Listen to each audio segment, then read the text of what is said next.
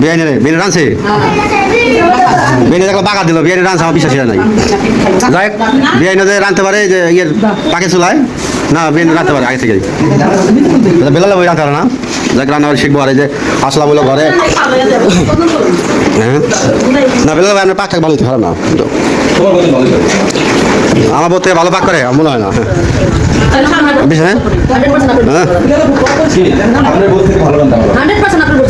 হ্যাঁ বিশ্বাস না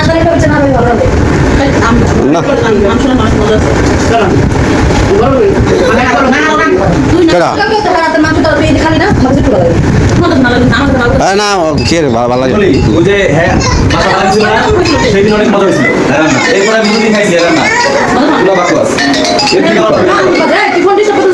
আমি না রান্না বাড়ি ওরকম খাই নাই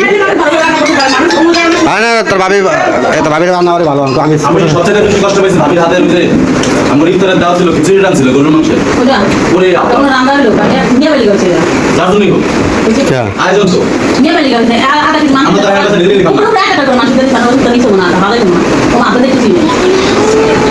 ওই যে ইটালিটা দাওয়াত দিয়েছিল হ্যাঁ মনে আছে কি জানি করছিল আমার লেগে না মাংস হলো বুদ্ধি করে রান্না করে আবার কিছু রাখছিল খাইতে লেগে সাবিনের বুদ্ধি না খাওয়ার বুদ্ধি না চলে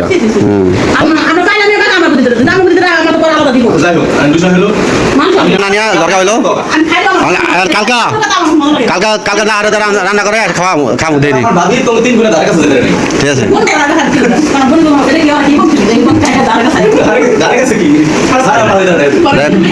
তো ভিউয়ার্স প্রথমে ভিডিও ফুটেজ দেখে তো বুঝতে পারছেন আমি কি বলতে চাচ্ছি সেটা হচ্ছে এদের ভিডিওতে যে খাবার নিয়ে কামড়াকামড়ি এই ভিডিওগুলো তারা যে কেন পাবলিক করে আমি বুঝি না। তো আমি এখন কিছু কথা বলবো, আমি প্রমাণ দিয়েই যেহেতু কথা বলি এই কারণে প্রমাণটা প্রথমে দিয়ে দিলাম ফুটেজটা। এখন আমি আপনাদের সাথে কিছু কথা বলবো, সেটা হচ্ছে যে তিশার মা মানে হচ্ছে শাহিনের মা শাহিনকে তো ভিন্ন করে দিয়েছে। এখন শাহিনকে যেহেতু ভিন্ন করে দিয়েছে আর এদিকে মিমে শারমিন তারপরে বাবুর মা সবাই যেহেতু আছে, তো শাহিনের কিন্তু পেটের ভাত হজম হচ্ছে না। তো শাহিন কিন্তু একটু খাবার নিয়ে শাকটা কী কে রান্না করছে না করছে এগুলো একটু দেখা দেখি করতেছে। তো এই জায়গায় বাবু কাল্লা এই যে আয়শা মিমের মায়ের বাড়িতে যেভাবে চাচি শাশুড়ি বা চাচির বাড়িতে থাকা খাওয়া করতেছে, আর শারমিন কাল্লার যে এই আচরণ, তো ভিউয়ার্স আমি এখানে কিছু কথা আপনাদেরকে প্রমাণসহ দেখানোর চেষ্টা করেছি, সেটা নিয়ে বিস্তারিত আলোচনা করব। তো এখানে হচ্ছে শাহিন যখন বলতেছিল যে শাককে রান্না করছে, তো শারমিন তখন বলল যে বিয়ান মানে শারমিন নিজে রান্না করছে এটা আর কি। তো পরবর্তীতে কিন্তু কথা উঠছে হচ্ছে শাহিনের বউ শারমিনকে নিয়ে, যেহেতু এখানে দুইটা শারমিন, একটা হচ্ছে চাস্তো বোন শারমিন যেটা বাবু কাল্লার বোন শারমিন মাল্টি ব্লগ, আর আরেকটা হচ্ছে শাহিনের বউ শারমিন। তো এই ক্ষেত্রে দেখা যাচ্ছে যে শাহিন যখন বললো যে না আমার বউ ভালো রান্না করতে পারে, তখন কিন্তু বাবু কাল্লার পাশ থেকে বলতেছিল যে অসম্ভব, আপনার বউয়ের থেকে আমার বোন ভালো রান্না করতে পারে। শারমিনও তো বলতেছে যে 100% শিওর যে আপনার বউয়ের থেকে আমি ভালো রান্না করতে পারি। তখন কিন্তু পাশ থেকে সাবিনা শুধুমাত্র একটু শাহিনের বউয়ের পক্ষ নিয়েছিল, যেহেতু শাহিনের বউয়ের সাথে সাবিনার আবার একটু বেশি খাতির। তো সাবিনা তখন পাশ থেকে বলতেছিল ভাত গিলতে গিলতে যে রোজার সময় ভাবি যে গরুর মাংস রান্না করছিল সেটা মজা হয়েছিল। সাথে সাথে কিন্তু মিম ভুতুরি কিন্তু ওখানে প্লেট নিয়ে নিচে বসা, তো প্লেট নিয়ে নিচে বসে মিম ভুতুরি, আপনারা কিন্তু আমার এই কথাগুলো মানে শুনে আবার প্রথমে যে ফুটেজটা আছে মিলিয়ে নেবেন। হ্যাঁ, প্রথমে যে ফুটেজটা সেটাই আমি কিন্তু আপনাদেরকে একটুখানি বলতেছি।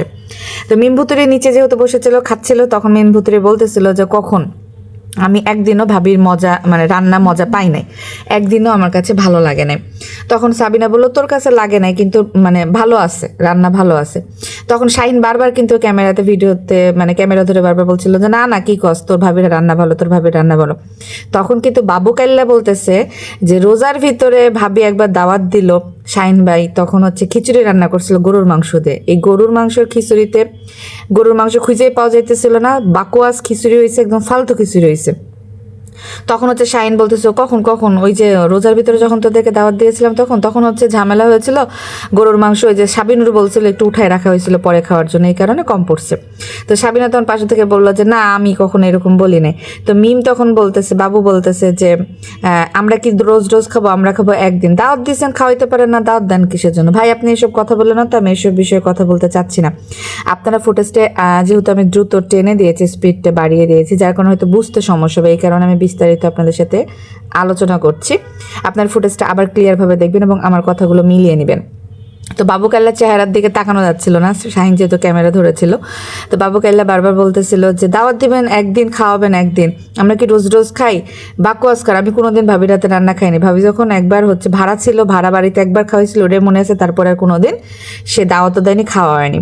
তো যাই হোক, এখন এই ভিডিওটা যদি শারমিন চ্যাপাশুটকি দেখে, চ্যাপাশুটকি দেখলে চ্যাপাশুটকির মনটা ভেঙে যাইব, কারণ চ্যাপাশুটকি আবার সাবিনা এবং মিমের একটুখানি ঘুরঘুর করে, হ্যাঁ, ননদদের সাথে সাথে ঘুরতেছে। যেহেতু খুকি এখন আলাদা, সেক্ষেত্রে শারমিন একটুখানি এদের সাথে একটু ঘোরাঘুরি করে। এইসব ভিডিও দেখলে কিন্তু শারমিন আর আসবে না। আর এমনিতেও যেহেতু শাহিনের মা আলাদা করে দিছে, ভিন্ন ভাত খাইতে বলছে, এই কারণে শারমিন কিন্তু তেমন একটা আসেও না, খায়ও না। শাহিনী একটুখানি বাটি টাটি নিয়ে দৌড়াদৌড়ি করে। যেদিনই শাক রান্না করছিল, শাহিনকে ভিডিওতে দেখা গিয়েছিল যে বাটি নিয়ে আসছে, তখনই বাবু ক্যামেরা ধরেছিল এবং বাবু বারবার বলতেছে বাটিটা একটু দেখান, বাটিটা একটু দেখান। কত বড় বাটি নিয়ে আসছে শাক নিতে। এই আপনারা না ভিন্ন খান, আপনারা না ভিন্ন খান, তাহলে আপনারা এখানে আসছেন কেন? যান রান্না করে খান, এমনভাবে বলতেছিল। তো জিনিসগুলো বাবু কাল্লা যদি মিমের হাজবেন্ড হয়, সেক্ষেত্রে মিমের বড় ভাই হচ্ছে শাহিন, বাবু কাল্লার বড় ভাই হচ্ছে শাহিন, সেক্ষেত্রে বাবু কাল্লা অবশ্যই এইরকম ব্যবহার করতে পারে না। যেহেতু তারা নিজেরার ভিতরেই থাকে, সেক্ষেত্রে তারা সব কিছু ধরনের কথাবার্তাগুলো অভ্যস্ত। তো যাই হোক ভিউয়ার্স, এখন আসি মেন কথাই। সেটা হচ্ছে এই যে মাল্টিব্লগ শারমিন, এই যে বাবু কাল্লার বোন, বিয়াত্তা, হ্যাঁ ঠিক আছে, 9 বছরের একটা সংসার করে, ওইখানে বাচ্চা হয়নি, 9 বছরের সংসার ডিভোর্স দিয়ে 3 বছর ঘোরাঘুরি করে ইউটিউব চ্যানেল খুলে মিমের সাইটে ইউটিউবে 10টা টাকা ইনকাম করে, আবার এই যে রাজকে বিয়ে কইরা যে কাহিনীটা করলো 1 বছরে, সেখানেও 10-12 লাখ টাকা ইনকাম করে জমি কিনলো বেল্লালের সাথে, সেই জমি নিয়েও ভেজাল চলতেছে। তারপরে একটা বাড়ি মর্গেজ নিল, ওই বাড়ি মর্গেজ নিয়ে ওখানেও ঝামেলা। শারমিন মেয়েটা অতিরিক্ত জ্ঞানবান, বিত্তবান দেখায় মানুষের, যে অনেক বেশি জ্ঞানের অধিকারী, কিন্তু তার নিজের জীবনে জ্ঞানের কোনো বিশালতা নাই, প্রসারিত নাই। সে স্বামী নাই, সংসার নাই, বাচ্চা নাই, সে চাল আছে চুলা নাই, এরকম একটা ব্যাপার স্যাপার। কিন্তু অন্যের চাল চুলা নিয়ে কথাবার্তা বলতে খুব অভ্যস্ত, নিজের পণ্ডিত ভাবে। ভিউয়ার্স, এখন আমি একটা কথা বলে দিই, পরবর্তী একটা ধামাকা ব্লগ আমি নিয়ে আসতে চলেছি। যারা পরবর্তী ব্লগ দেখতে চান, তারা অবশ্যই এই ব্লগে একটা লাইক এবং কমেন্ট করে আর আমার চ্যানেলটা মেহেজাবিন লাইফস্টাইল সাবস্ক্রাইব করে পাশে থাকবেন, কারণ পরবর্তী ব্লগ কিন্তু আমি শারমিনকে নিয়ে দিব, খুকি এবং শারমিনের ভিতরে কি হয়েছে এবং মিম বাড়িতে কেন ডাকছে ইকরার জন্মদিন উপলক্ষে। এই যে বেল্লাল, তারপর বাবুর মা বাবু এবং শারমিনকে মিম পেঁচায় ওইখানে বাড়ি করানোর একটা প্ল্যান করতেছে, শুধুমাত্র খুকিকে, উত্তপ্ত খুকিকে জ্বালাতন করার জন্য। যেহেতু এখন মিম ওই বাড়ির বউ, বাবু কাল্লার বউ, চাচতো ভাইকে বিয়ে করছে, সেক্ষেত্রে চাচার বাড়ি করে ওইটা শ্বশুর বাড়ি প্রমাণ করবে মিম। এই কারণে একটা ঝামেলা তৈরি করছে, যেটা নিয়ে একটা বিচার বসছিল। সেই ভিডিওটা আমি পরবর্তীতে রাত্রি 12টার দিকে আপলোড করবো। রাত্রি 12টা একটা ভিডিও আপলোড হবে, ততক্ষণ কিন্তু দেখতে হলে এই ভিডিওটাতে লাইক এবং কমেন্ট করতে হবে আর আমার চ্যানেলটা সাবস্ক্রাইব করে রাখতে হবে। রাত্রি 12টার দিকে আমি ওই ভিডিওটা প্রমাণ সহ আপলোড করব। আপনাদের আমার মুখের কথা বিশ্বাস করতে হবে না, তাদের বলা কথা, তাদের বলা ভিডিও এবং তাদের করা জিনিস দেখে আমি আপনাদেরকে প্রমাণ দিয়ে দিব। সেক্ষেত্রে অবশ্যই আমার ভিডিওগুলো দেখবেন এবং চ্যানেলটা সাবস্ক্রাইব করে রাখবেন। তো এই নিয়ে দেখা যাচ্ছে যে খুকি অনেক বেশি ডিস্টার্ব হয়ে গিয়েছে শারমিনের আচার ব্যবহার। শারমিন যখনই আসে তখনই এমন কিছু উত্ত্যক্তমূলক কথাবার্তা বলে, এত পণ্ডিত, এই কারণে বলে যে ওটি পণ্ডিতের না কর্মসংস্থানের অভাব হয়ে যায়। তো এই হচ্ছে শারমিনের দশা, না আছে চাল, না আছে চুলা, না আছে স্বামী, না আছে সংসার, না আছে কিছু বাচ্চা কাচ্চা। তো এই মেয়েটা অতিরিক্ত ড্যাশপাক না, যে অন্যের সংসারে যে আঙ্গুল ঢুকে একটা করে ঝামেলা তৈরি করে চলে আসে।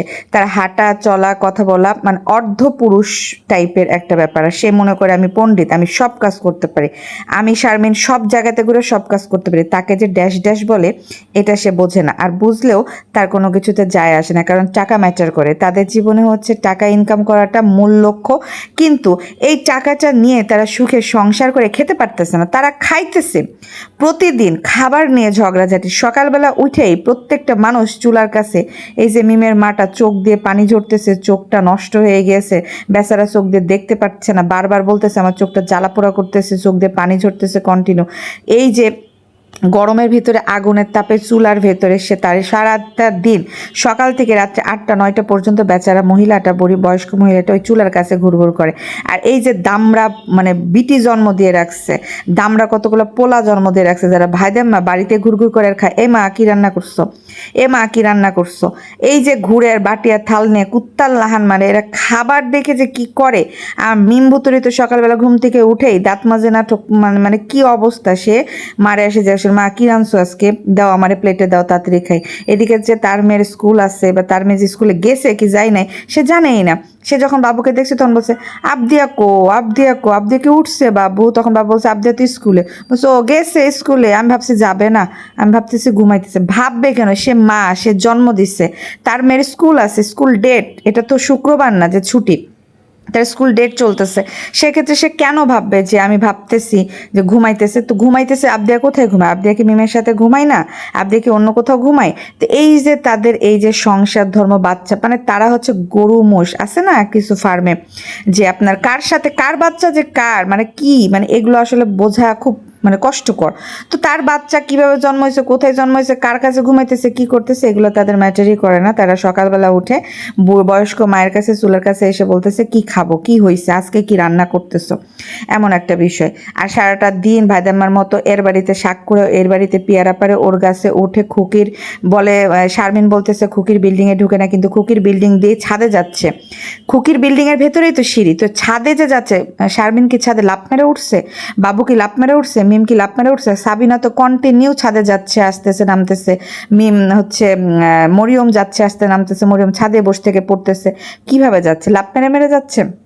খুকির মেন গেট দিয়েই, খুকির ডাইনিংয়ের ভেতর দিয়ে যে রাস্তাটা পেছনে যাও, সেই পেছনে যাওয়া রাস্তাটাই তারা ইউজ করতেছে।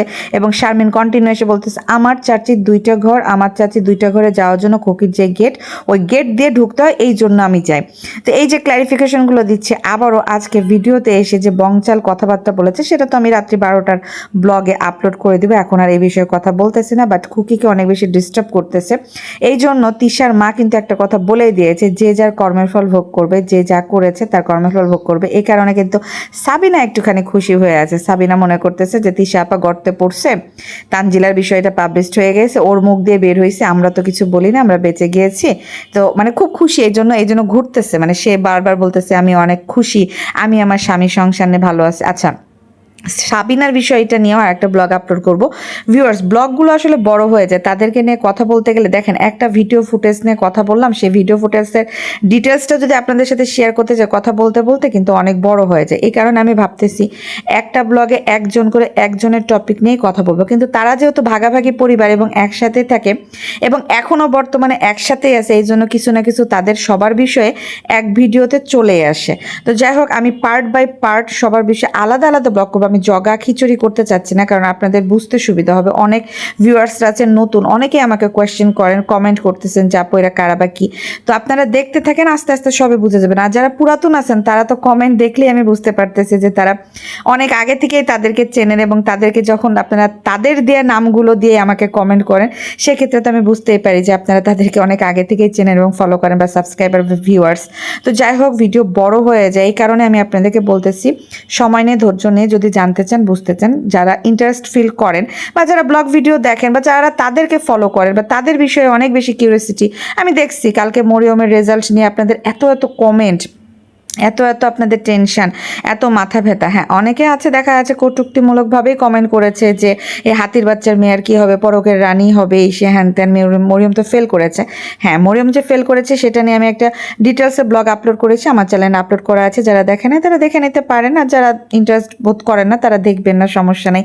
আমি কাউকে হাতে পায়ে জোর করে দেখাচ্ছি না, বাট আমি চাচ্ছি ইউটিউব প্ল্যাটফর্মে তাদের যে নোংরামি, নষ্টামি এবং মিথ্যাচারগুলো আছে সেগুলো নিয়ে ভিডিও বানাতে, মানে এর বেশি কিছুই না। আর আমি নিজে থেকে বানিয়ে কোনো কথাই বলতেছি না, শুধুমাত্র তাদের বলা কথা, তাদের ভিডিও ফুটেজ থেকে ভাইরাল হওয়া জিনিসগুলো নিয়েই আমি কথা বলছি। তার কারণ হচ্ছে তাদের হাতে, প্রত্যেকটার হাতে অ্যান্ড্রয়েড ফোন, প্রত্যেকটা মানুষ ভিডিও করে, প্রত্যেকটা ইউটিউব চ্যানেল আছে, কোনো না কোনো কিছু কারো না কারো মাধ্যম দিয়ে এমন কিছু ভাইরাল হয়েই যায় যেগুলো পরে তারা অস্বীকার করে। মনে করে মিম এটা ছাড়ে নাই, মিম বলে যে আমি তো এটা ছাড়ি নাই, তো এই ক্ষেত্রে মিম এসে খুব একটু গলা ফাটিয়ে যায়। কিন্তু ওই জিনিসটা যে বেল্লালের ভিডিও থেকে আপলোড হয়ে গিয়েছে বা বেল্লালের ভিডিওর ফুটেজ থেকে আমরা রোস্টার আর কালেক্ট করেছি সেটা মিমভুতির ভুলে গলাবাজি করে, এই গলাবাজি করার জন্যই কিন্তু আমার এই রোস্টিং চ্যানেলটা বা আমার এই কথাগুলা। তো যাই হোক ভিউয়ার্স, পরবর্তী ব্লগ দেখতে অবশ্যই আমার চ্যানেল সাবস্ক্রাইব করবেন। আমি পরবর্তীতে আরও 2টা ব্লগ আজকে রাত্রে আপলোড করব, কারণ আমি অলরেডি রেডি করেছি। আমি তখনই রেডি করি যখন তাদের ভিডিও ফুটেজ পাই, আর আমি ভিডিও ফুটেজ ছাড়া কথা বলবো না, শুধুমাত্র প্রমাণ নিয়ে ছোট্ট ক্লিপ আপনাদের উদ্দেশ্যে শুধু শেয়ার করি, এতটুকু, এর বেশি কিছুই না। এখন আপনাদের ব্যক্তিগত বিষয় যে আপনারা তাদেরকে ভালো জানবেন না খারাপ জানবেন।